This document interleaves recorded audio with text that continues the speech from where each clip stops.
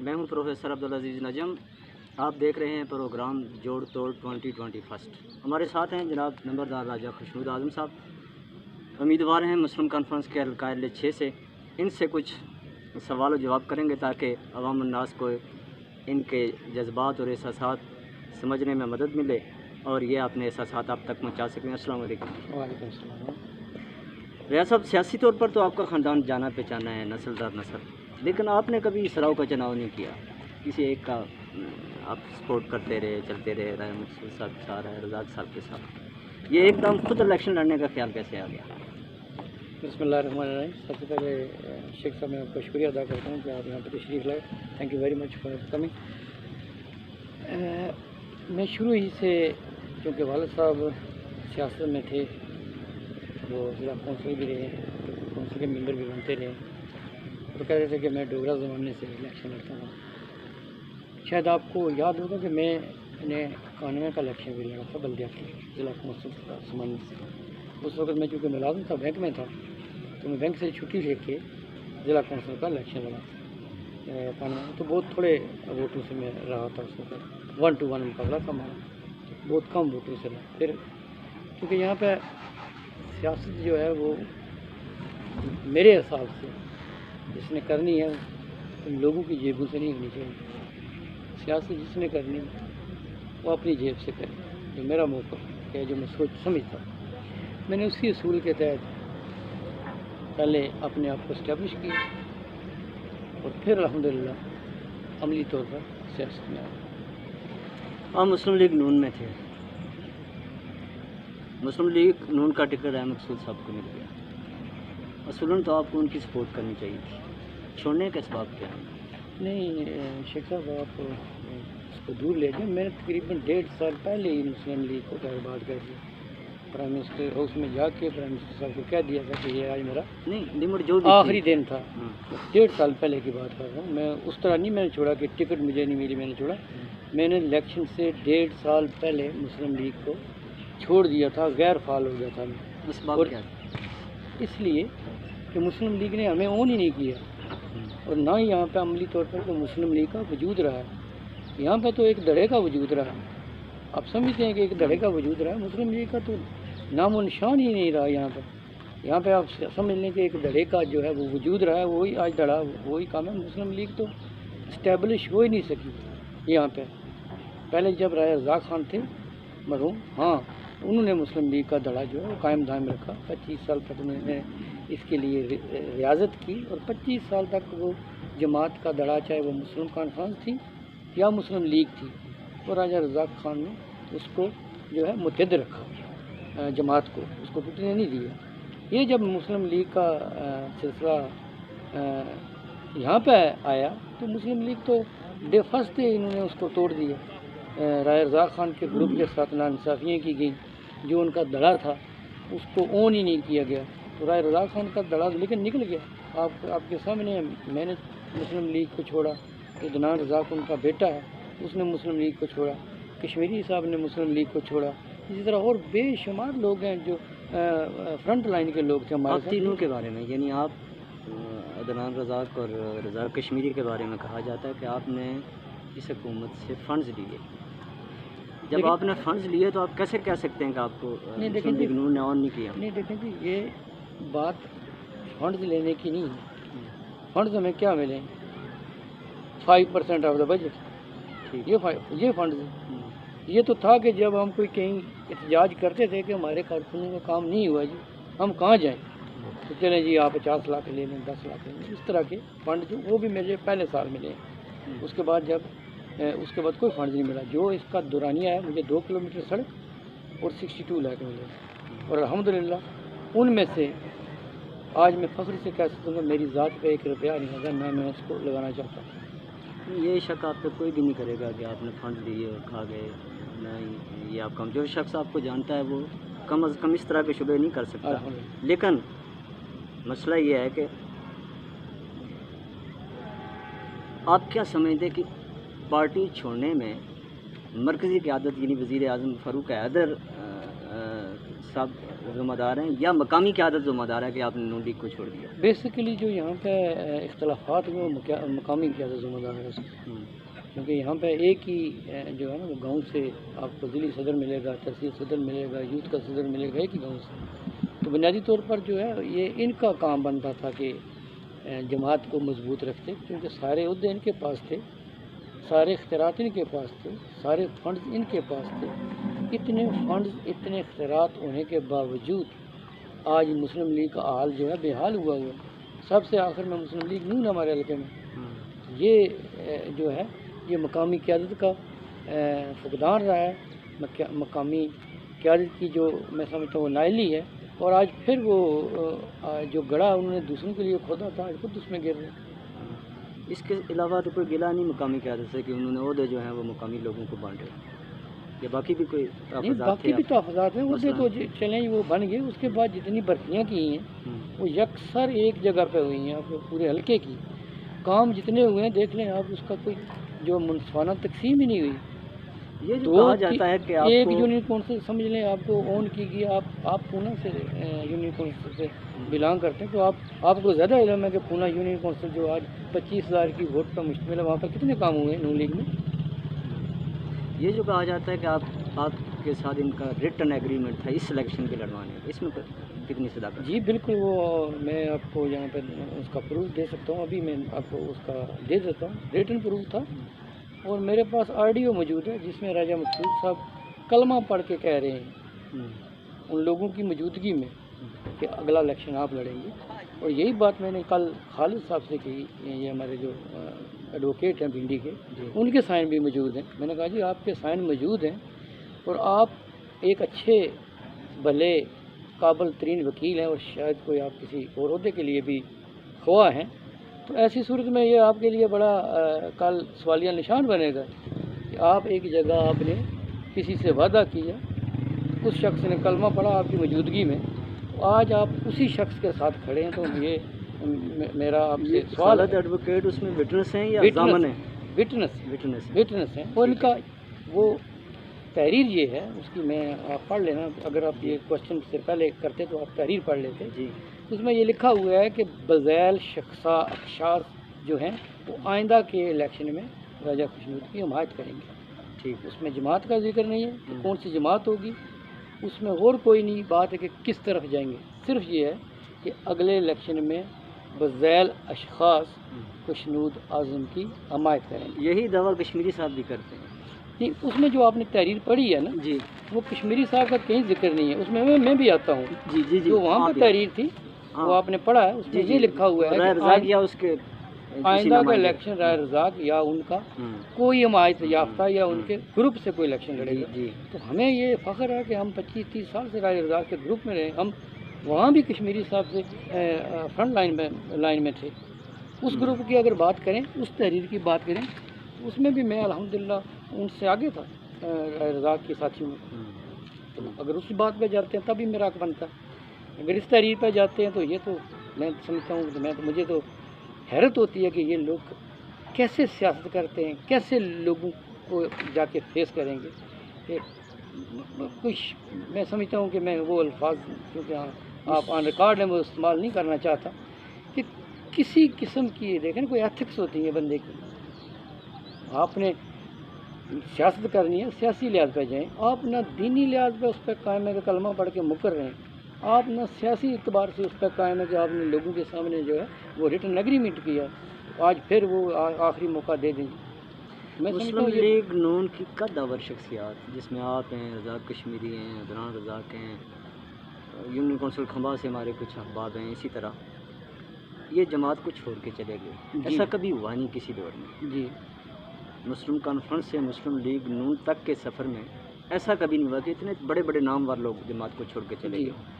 آپ کیا سمجھتے ہیں اس کی ذمہ داری ہم کارکنوں پہ ہے یا نہیں، کارکنوں تو ہمیشہ جماعت کا ساتھ دیا جی، آپ دیکھیں کارکنوں نے تو بے شمار قربانیاں دی ہیں، آپ کے سامنے موجود ہے کہ 13 بندے ہمارے قتل ہوئے ہیں، جماعت کی خاطر قتل ہوئے ہیں جی، آج ان کا کون صاف دے گا، ان کا خون کن کے سر پہ جائے گا کہ لوگوں نے قربانیاں دی آپ کے لیے، آپ جانیں دیں، جان دینا کوئی سوکھا کام نہیں ہے، لوگوں نے جانیں دی جماعت کے لیے۔ کوئی دو نام جن کو آپ مکمل ذمہ داری سونپتے ہیں کہ یہ مسلم لیگ نون میں حلقہ L6 میں انتشار کے ذمہ دار یہ دو نام ہیں؟ اس میں جی میں راجہ مقصود احمد خان اور جی۔ حاجی مین اللہ صاحب جو ہیں، یہ دو نام ہیں جنہوں نے اس کو توڑنے میں جو ہے وہ بھرپور کردار ادا کیا، اور اس کے ساتھ پوری ترتیب ہے پھر۔ ظاہر ہے MC میں جانے میں آپ کو کوئی الجھن تو نہیں ہوئی ہوگی، یہ ہماری پرانی جماعت تھی آپ کی، اور شروع سے آج جو لوگ مسلم لیگ نون میں وابستہ ہیں ان کے آباء و اجداد مسلم کانفرنس سے وابستہ رہے، لیکن اس وقت آپ کیا سمجھ رہے ہیں، آپ کی سیاسی بصیرت کیا کہتی ہے کہ آنے والی حکومت میں اسٹیکس ہوں گے مسلم کانفرنس کے، اور کتنے ہوں گے؟ الحمدللہ جی، مجھے کوئی ریگریٹ نہیں ہے کہ میں نے جس جماعت میں شمولیت کی ہے وہ جناب سالار جمہوریت سردار سکندر حیات اس میں شامل ہوئے ہیں دوبارہ سے، اور یہ انہی لوگوں کی جماعت جناب مجاہد اول سردار عبدالقیوم خان صاحب، اور اس سے بڑھ کے آج اگر سالار جمہوریت آخری وقت میں بھی اس مسلم کانفرنس کو جو ہے وہ دوبارہ سے ری اسٹیبلش کرنے کے لیے آئے ہیں، تو ہم چونکہ ہمارے حلقے میں خصوصی طور پر L6 میں سالار جمہوریت کا بہت کردار ہے، اس کو حلقے میں ڈیولپمنٹ کے لحاظ سے آپ جانتے ہیں کہ 85 سے 90 تک کس طرح انہوں نے اس حلقے کو سنوارا۔ اسی طرح دوسرا جو دور تھا سالار جمہوریت کا، اس میں بھی انہوں نے اپنی بساط سے بڑھ چڑھ کر جو ہے عثمانی کو اپنا دوسرا گھر سمجھتے ہوئے یہاں پر تعمیر و ترقی کی۔ مجاہد اول نے یہاں پہ بے شمار کام کیے، محترم سردار عتیق صاحب کے دور میں بے شمار کام ہوئے، جس کی مثالیں آپ کو ملتی ہیں۔ یہ بڑا جو میگا پروجیکٹ ہے انفراسٹرکچر کے لحاظ سے، یہ بڑی سڑک جو ہے یہاں بھمبر سے پیر گلی تک، یہ ہمیں جو ہے سردار سکندر حیات کا تحفہ ہے، سب ڈویژن کا سکندر حیات کا تحفہ ہے، اب ریزیڈینشیل اسکول میں سکندر حیات خان صاحب کا تحفہ ہے، کالجز جو ہمارے ہوئے ہیں، یہ بے شمار انگنت کام ہے۔ جو حکومت پاکستان میں ہوگی وہی آزاد کشمیر میں ہوگی، اس ٹرینڈ کو دیکھتے ہوئے آپ نے PTI کا انتخاب کیوں نہ کیا، مسلم کانفرنس کا انتخاب کیوں؟ دیکھیے جی، PTI جو ہے وہ میرے لیے نئی جماعت ہے، اس میں میں مس فٹ ہوں، کیونکہ وہاں مجھے کوئی جاننے والا بھی نہیں، اور پہلے سے جو لوگ تھے PTI میں، فرض کیا میں PTI میں جاتا ہوں تو وہاں پہ میری وہ بات نہیں بنتی تھی جیسے میں اپنے گھر میں واپس آیا ہوں۔ اس میں مجھے کوئی حرج نہیں ہے کہ سردار سکندر حیات راج القرنین صاحب دوبارہ سے یہاں پہ موجود ہیں، ہماری جو مرزا شفیق اجلال صاحب ہیں صدر جماعت ہیں، وہ ہمارے مسلم کانفرنس کے وزیر رہے ہیں، ہمارے ان کے ساتھ اچھے تعلق رہتے، یہ سارے فاروق سکندر صاحب ہیں، یہ ہمارے حلقے کے 3 بڑے مسائل جو آپ کی نظر میں ہیں؟ یہاں پہ جی 3 مسائل جو آپ کہہ رہے ہیں، سب سے بڑا مسئلہ تو ہمارا وہی بجلی کا بھی تک بھی ہے، رجسٹریشن کا معاملہ، سارے لوگ اپنی صاحب سے اس کا کریڈٹ لیتے رہے۔ اس کے بعد جو ہے روڈ انفراسٹرکچر ہے، تیسرا بڑا جو ہے وہ ہاسپیٹل ہے عثمانی کا، جو کہ تحصیل ہیڈ کوارٹر ابھی تک نہیں ہوا، نہ اس میں ہمارا اسٹاف ہے۔ اس طرح باقی بیسک ہیلتھ یونٹ ہیں جو باقی یونین کونسلوں میں وہ غیر فعال ہیں، تو یہ جو ہے مین مسائل ہیں لوگوں کے۔ چند انقلابی اقدام جو آپ کامیاب ہو جائیں یا آپ کی جماعت کے حکومت میں اسٹیکس ہوں تو آپ کرنا چاہیں یا کروانا چاہیں، دیکھیے جی، کوئی 2 کا ذکر کر دیں۔ سر وہ سب سے پہلا تو ہم یہی اس پہ کریں گے کہ یہ جو میں نے 3 گنوائے ہیں، انشاءاللہ اسی پہ ہم فوکس کریں گے۔ یہ جو سڑک ہماری رہتی ہے پیر گلی تک، اس کا جو محترم سردار عتیق احمد صاحب سے یا اپنی آنے والی جو ہماری کولیشن ہوگی اس سے یہ بھرپور مطالبہ کریں گے، یہ ہمارا پرائرٹی بیسس پر زندگی کی سب سے بڑی خواہش؟ زندگی میں میری سب سے بڑی خواہش ہے کہ لوگوں کی خدمت کروں، اسی لیے میں بڑا اچھا ملک، آسان زندگی چھوڑ کے آیا ہوں، اور اس خواہش سے آیا ہوں کہ شاید اللہ تعالیٰ نے مجھ سے کوئی کام لینا ہے، اللہ نے میں سمجھتا ہوں کہ مجھے شاید اللہ رب العزت نے یہاں پہ میری ڈیوٹی لگائی ہے کہ آپ نے یہ کام کرا، وگرنہ میں اپنی ذات کی حیثیت سے سب لوگ جانتے ہیں اللہ کا فضل ہے اور اچھے ملک میں رہ رہا ہوں، ذاتی لحاظ سے مجھے ایک پیسے کا یا 1 روپے کا یہ لالچ نہیں، یا کوئی اس طرح کی مجھے یہ ہوتا ہے نمود و نمائش، اس کی بھی مجھے ضرورت نہیں، میں سمپل سا رہتا ہوں، آپ کو پتہ ہے میں اتنے بڑے میں داؤں میں نہیں تھا، میرا ایک ہی گھر ہے، کوئی اور پراپرٹی نہیں ہے انگلینڈ میں، چھوٹا سا بزنس ہے، اتنے کما لیتا ہوں جتنے میں آسانی سے میرے لیے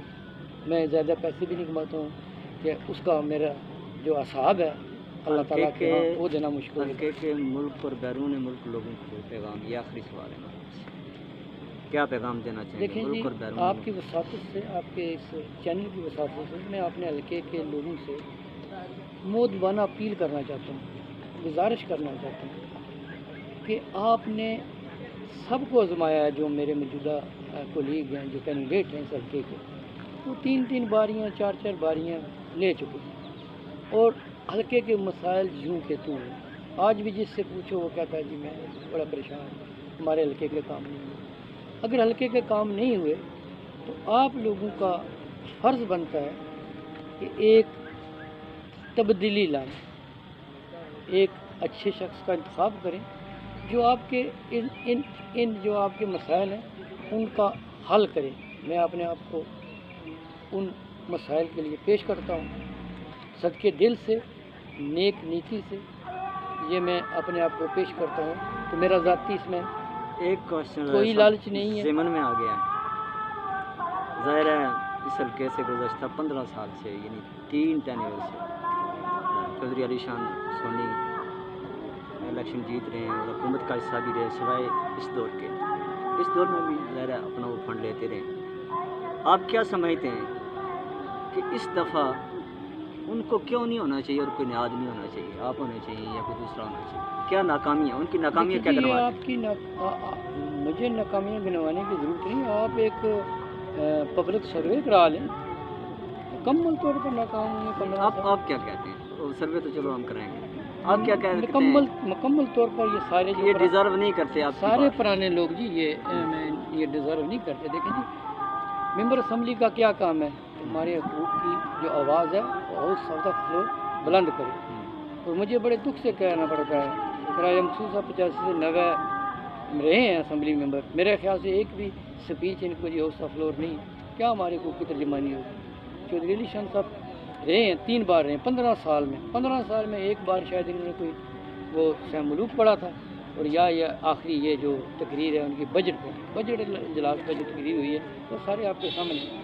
میں سمجھتا ہوں کہ جو ہمارا نمائندہ یہاں سے جیت کے جاتا ہے وہ کسی ایک جماعت کا یا کسی ایک فرقے کا نہیں ہے، وہ ہمارے حلقے کی پہچان ہے۔ جب وہ اسمبلی میں جاتا ہے، مظفر آباد میں ہمارے دارالحکومت میں ہاؤس آف فلور تقریر کر رہا ہوتا ہے تو وہ ہمارے حلقے کی نمائندگی کر رہا ہوتا ہے۔ اس میں سمجھتا ہوں کہ بڑی دبنگ طریقے سے، بڑے اندر سے ٹھوس طریقے سے جو ہے نا وہ ہمارے حلقے کی نمائندگی کرنی ہوتی ہے۔